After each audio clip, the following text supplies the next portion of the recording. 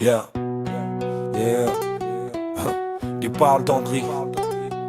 On les traite, on les jette, dans les brettes, dans les checks.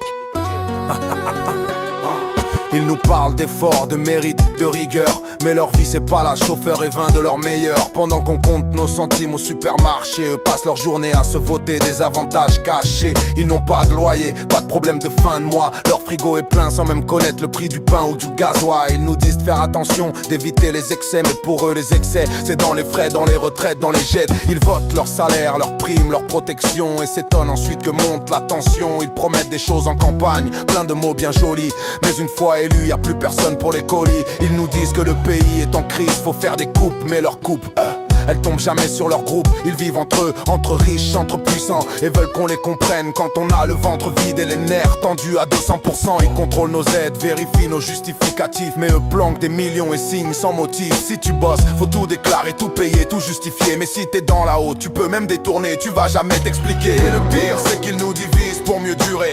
Pendant qu'on s'engueule, continue d'empiler. On n'en veut pas à la République, on veut juste un minimum d'éthique. Parce qu'à force de creuser le fossé, c'est la colère qui devient politique.